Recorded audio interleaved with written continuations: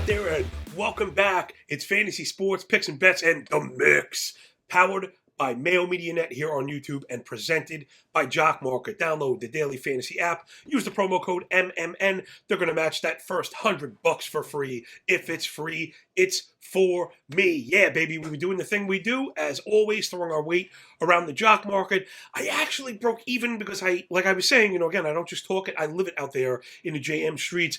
I tried shorting for the first time. We'll talk about it at the end. I messed up. I made manual errors and stuff, but there is something there. We'll get to that in a little bit. What's up, yo? It's your host, the big dude with the big mouth from the Big Apple, Big Johnny Stud, coming to you worldwide from Brooklyn, New York. As always, we coming out the chair. As always, please rate, review, and subscribe to that audio-only pod. Subscribe to the YouTube channel, but don't press the like button yet, because I am going to earn it. Remember, death, taxes, sun rising in the east, setting in the west, and a big dude up before the crack of dawn to bring you this, man, the fastest show in NFL. Absolutely. Anyway, you take that bad boy to the bank, and you know it. Hope I don't blow it. I'm a potent, didn't know it. All right, man.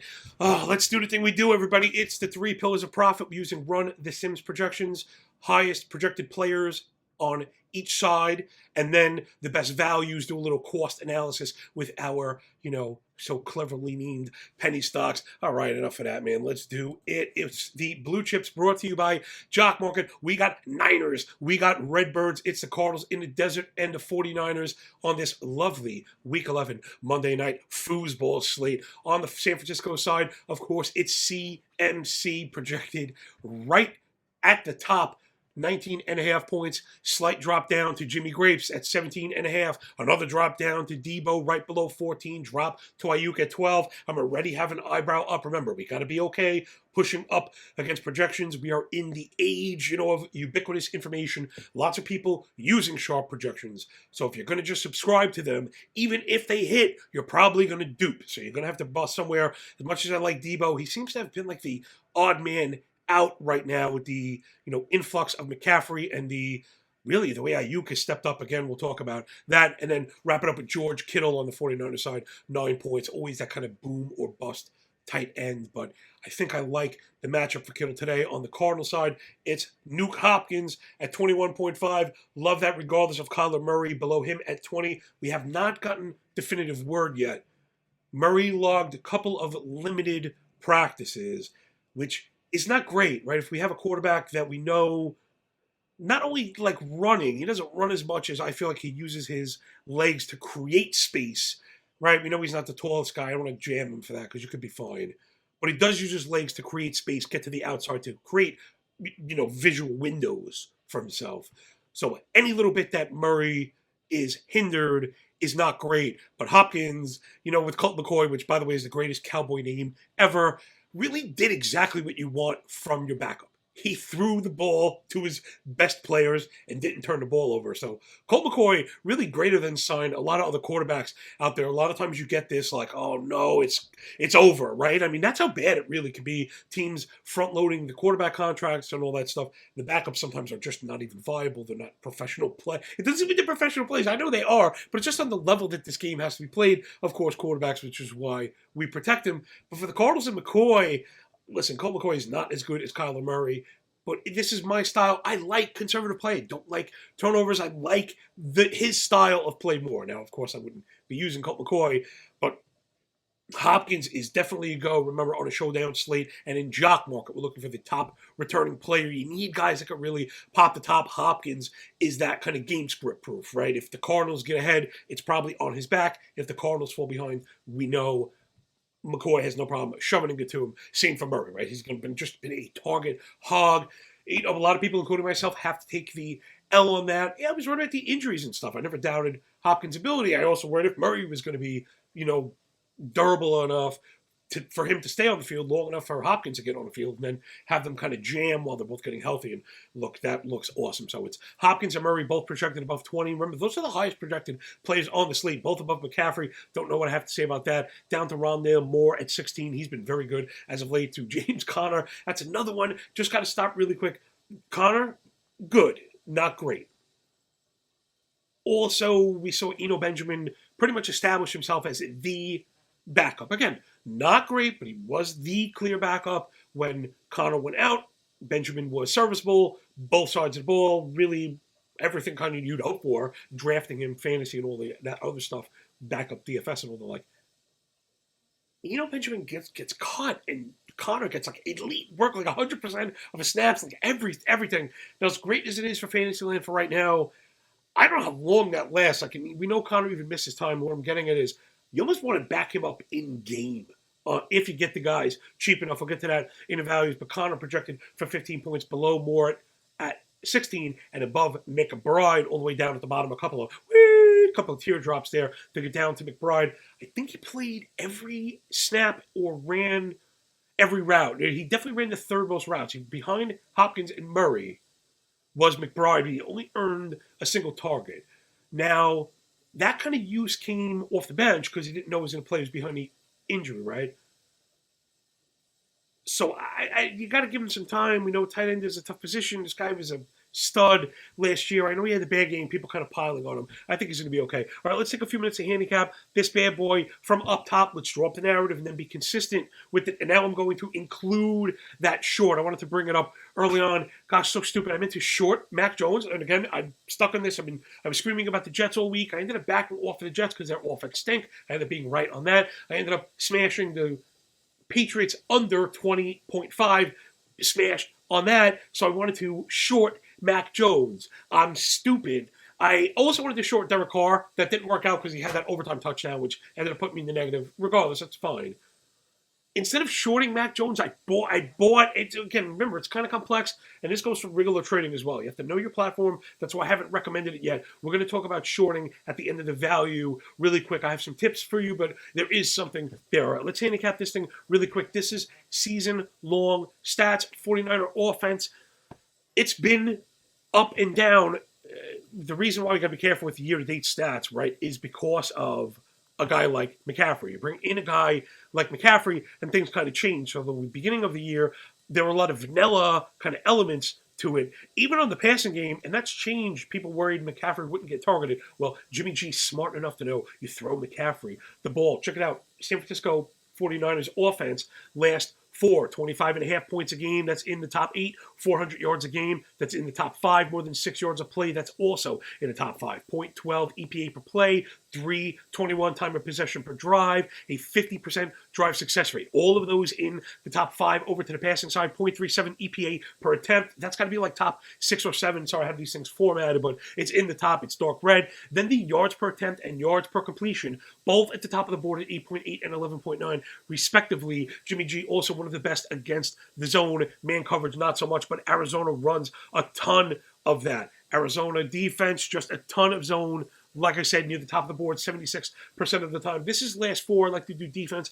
Last 4, they've been terrible. 29 points a game, 388 yards per game, allowed 5.7 yards per play. San Francisco is going to march up and down the field. The rush EPA is terrible for the Cardinals, minus 3.9 in that span. That's bottom of the board. 2.3 yards before contact per rush on defense, meaning they're giving running backs bottom 5 space allowed before contact. That's led to that 6 touchdowns. Also bottom 5 in that space on the pass defense, 39 attempts, 27 completions, 267.5 per game, 69% completion rate against the Arizona Cardinal pass defense last 4. So they're pretty much getting smoked up and down. It's been really bad. Arizona falling apart. I know we saw that them come alive on defense at the second half. It's been really, really bad.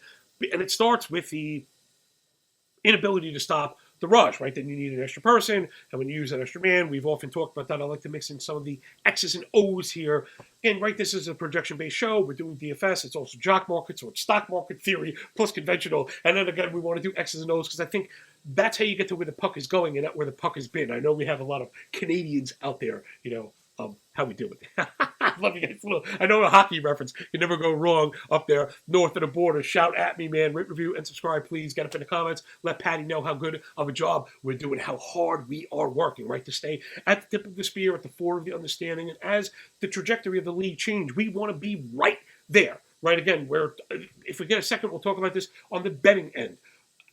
I do not know the future. I also don't have a perfect win record. Where I'm good in risk ventures is seeing when I'm getting beating up and going, wait, I don't want to lose anymore. And then I look for things to lose. Without system hop, I have a back test. We'll talk about that at the end. So Arizona running a ton of zone. That's getting them in a lot of trouble because they also lead the league in blitz. You know, you run a ton of blitz. That also would hurt you for the run, right? You think it would help because you're getting men in front, but they actually tend to run behind it, especially with McCaffrey. You can run counters and sweeps and all these really kind of cool things that the 49ers do. They're very creative in the run game. I know people are worried about Elijah Mitchell.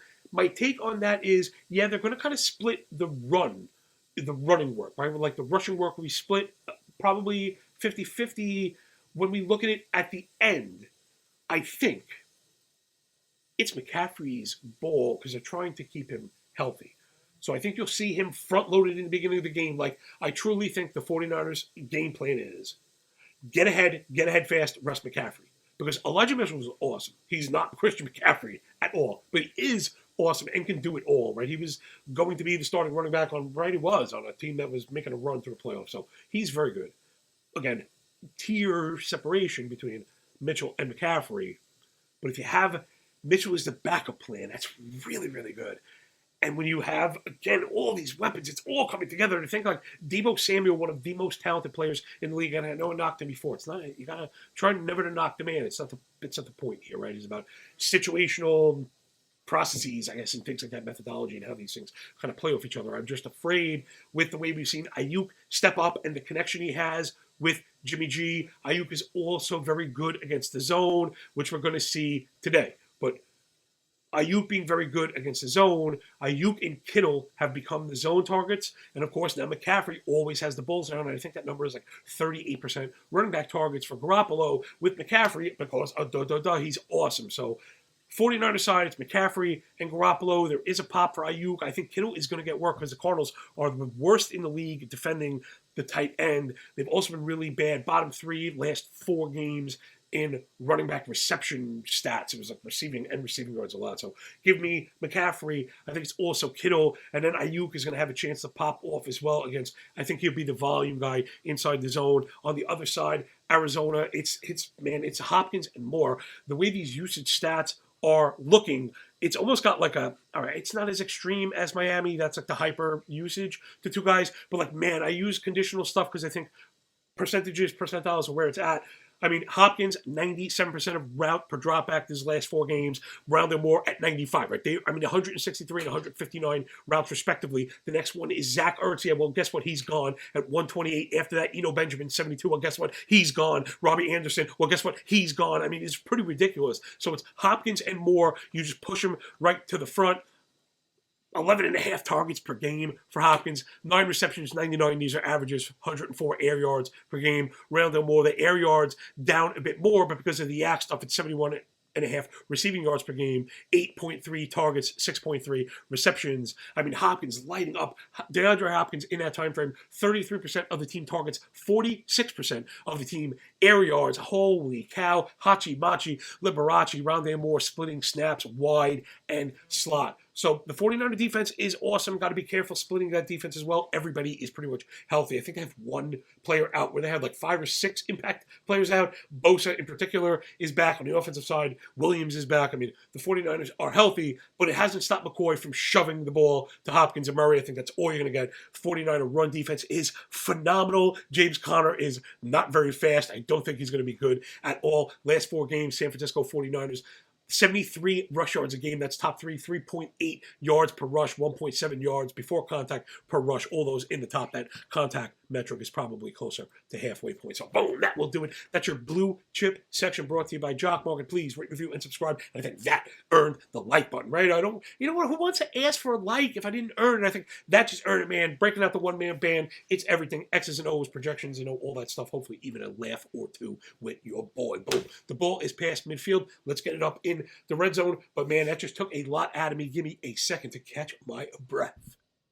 All right, let's get that second pillar of profit. It's your penny stocks, brought to you by Jock Market. Love all the lovely ladies and gentlemen over there. That app is awesome because even when you lose, it's not saying you don't lose, but you play around even. People, I'm telling you, as we get people over to Jock Market, the feedback has been phenomenal. People love to play. I know it can be a bit intimidating, but that's what I'm trying to be here for, right? I like to think this is the preeminent Jock Market show. I like to think I'm almost like the ambassador for that game, right? I really want to help you, and I really understand the overlap between the trading part of this, even if you're not trading, how to find the values, how to play by percentages, build a portfolio based on your process. So let's get into it. It's 2 QBs, 3 running backs, 5 wideouts, and a tight end with a partridge in a pear tree to pull up the caboose. Jimmy G, Jimmy Grapes, and Kyler Murray, of course, the only 2 QBs in the game. Let's do our favorite lesson, everybody, and it's what? Value is a rate stat, okay? So not just because something is cheap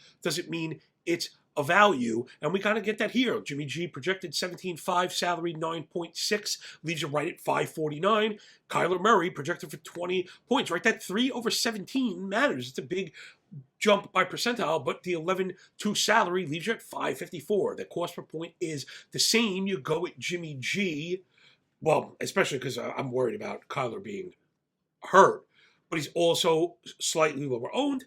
He also has the lower IPO. If you're wondering what I'm talking about, we make these lovely graphics. The audio-only listeners, please jump on over to the Bird app. Follow me at John Laghezza, or the Mayo Media Network handle puts them out as well. I take some time to put these things together. I think they make for a really good reference point. No one else is combining DFS with Jock Market. I think it's important to understand the volume of daily play is unconventional. Those are a lot of the same people, and a lot of those theorem and projections are going to pull, right, Jock Market ownership, pull Jock Market IPOs. So it'll be finding our disagreements with the general market RE projections to look for the holes in Jock Market. So Jimmy G, anytime you get a QB at $12.50, of course, $25 per share. Anytime you get that 2-to-1 possible return, I think you can go get it. I've had to open up the throttle. I've had to get the throttle a little bit. I have to open up the engine a little bit, I should say. I've always tried to be too cheap. Showdowns, you gotta pay up. But it's only a handful of guys that finish at the top. So I think that's okay. I like to draw it up at $12.50. Hold on, I have the scoring right here. So in the showdown, I say 12.50 because then you profit slightly at 4th. Any third player or above, right? So that's a pretty good shot. If you're the QB on the team favored by more than a touchdown, especially because there's dump-offs going on now. Like, the big play could be McCaffrey, but it could be a catch. We actually saw that with Nick Chubb. That's also been part of the X's and O's here, right? We couldn't go through a show without mentioning the dreaded too-high shell. They were seeing this prevent defense around the league.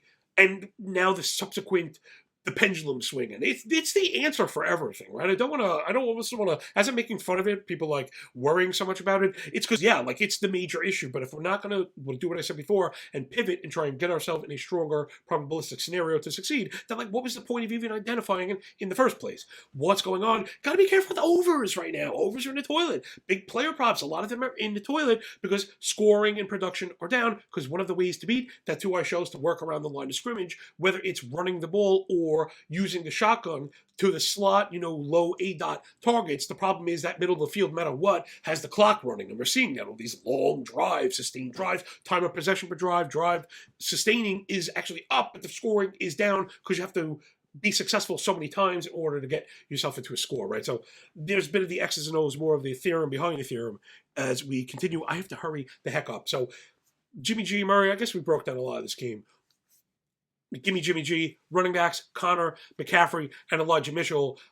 I don't know if we get I think you need the blowout for Mitchell. And the problem is, I know I mentioned it before, he's going to get split and get a lot of mop up, and we are the favorite. However, when you zoom on over to the IPO, double-digit IPO for a backup running back, not going there, right? You want to get your hands on some backup love, but not there. No, thank you. I'm not going to do that. McCaffrey at 1580 would be one of the players that you're willing to break for. The problem is, because of the spread, you have to understand the chance that he sits and you see the floor game where he only scores 2 touchdowns. No, but the thing is, he could get McCaffrey could get, quote unquote, a lot of air quotes here, scripted out, meaning, 77 total yards with a touchdown, which is not bad, but for him, it's a floor game. And for 1581, IPO is not going to pay the bill. So I don't think there is a value here. I think the value here would be to see what the backups, what in like Keontae Ingram is going for. I think that would be my value. He's not here, means he's projected for either value is not there or he's projected for less than 3 points. I don't care either way. As long as the IPO on Keontae is low, I'd like to go with him. Again, Connor is just, I don't think he has what it takes. The matchup is very poor. They're going to get dominated at the line, and they're in a lot of trouble. The Cardinals are in a lot of trouble. Although, thing I mentioned with the shotgun, they kept that up with Colt McCoy. Didn't know if that was going to be the case. Kyler Murray, again, needs a shotgun to help that vision. Again, right? A lot of the stuff that I like to all these things are symbiotic, and they all work together. You have to understand the machinations of the game on the field in order to properly apply, I think, where the puck is going, opposed to where it's going to be. So I'm pretty much out on all running backs outside of Keontae as far as the value goes. On the wideouts, Hopkins, you shove him no matter what. Hopkins, you shove in. If his IPO ends up at 11.55, you can get with him. He can get 20 targets. So, and he's the red zone guy, and he doesn't need separation, and he's the zone target. Like, it's just all across the box. San Francisco runs a ton of zone. The defense is very good, but they play a ton of zone. They can get away with it because they win at the point of attack. The Arizona offensive line is not that good. So San Francisco may not get a ton of pressure, but they create a lot of havoc. They're very good with all the splash plays early on in the season, at least. So Hopkins, for sure, and more because of that, lollipop usage, right? All concentrated at the very top with the thin stick at the bottom. To Debo, that's a short for me. I love that. That'll probably be my first short. Let's do this one really quick. Okay. If you're going to short in Jock market, this is probably not, this is probably not for the promo players. And I just want to be honest and transparent.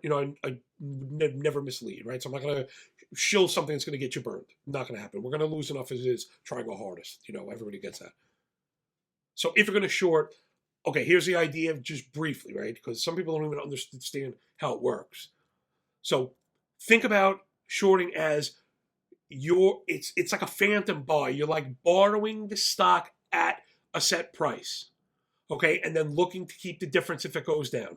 So let's use $10, right? Nice round number.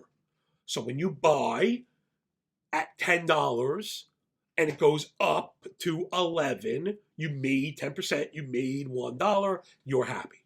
When you short and something is $10, so let's say you short something at $10.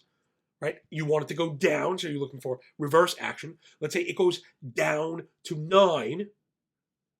You're up now 10% because it's 10% lower than where you bought it from, and then you get it back, right? Then you offer it back and get the difference.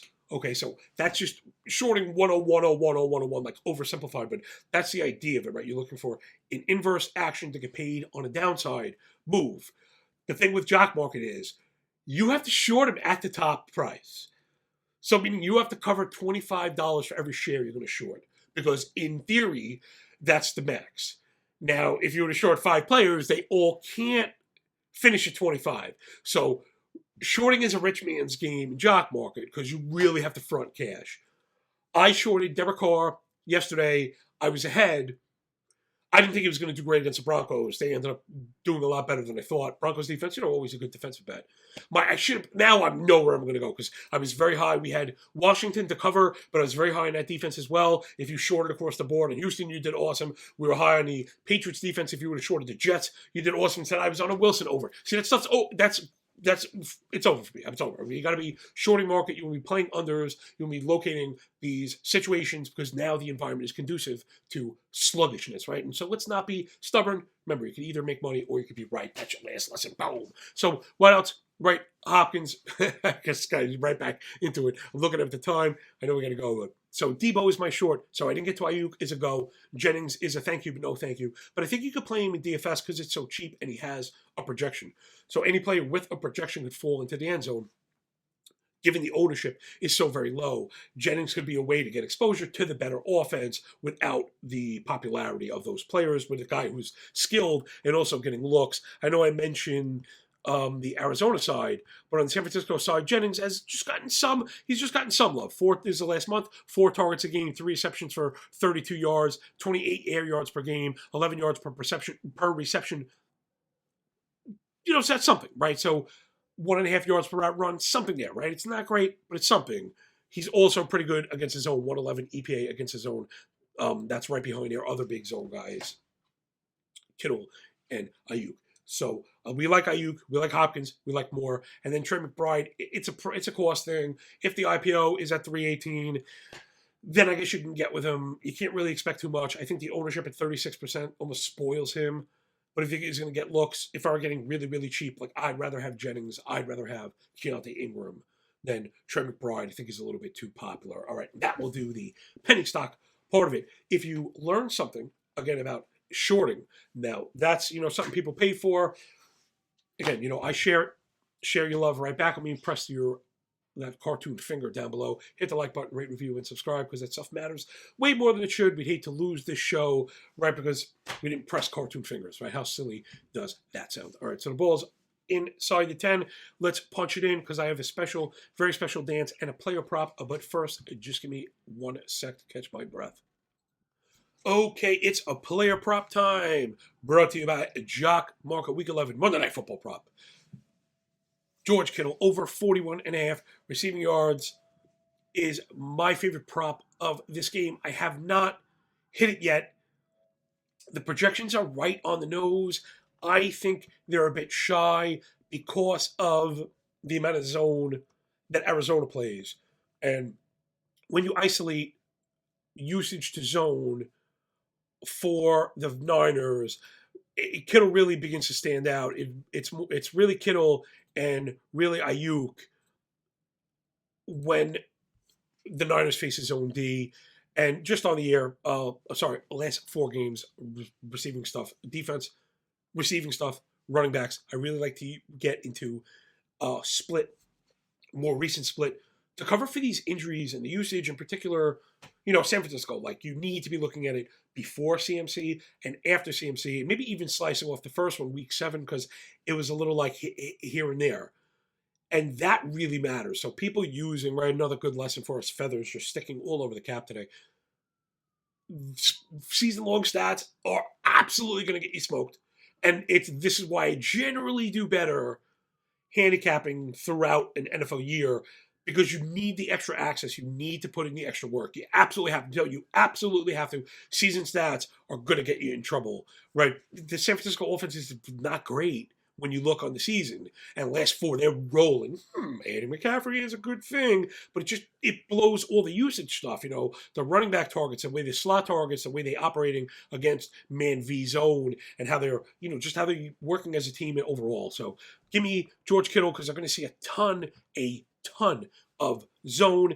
Kittle, last month, 86% route per dropback. He's on the field all the time, nearly 6 targets a game. It has not been efficient the last month, but those 3.3 receptions have gone for 53 receiving yards per game, 48 air yards. So the air yards and the receiving yards per game, both well over the total. 16 yards per reception, 1.66 yards per route run, 16% of the team target share, 20% of the team air yards. And again, I mentioned it before, he is the team leader in EPA against the zone. Love Kittle. And he's just gone over this a bunch of times too. You hate to just be like box score doing it, but if you go back to week 5, he went over in week 5, 47 against Carolina. He went way over 83 against Atlanta. He went way over 98 against Kansas City. Just missed 39 against the LA Rams, and then mixed against the Chargers 21. So if that's the worry, right? Isn't that the anomaly, right? Isn't that the one? Let's buy the dip on George Kittle off that 1 for 21.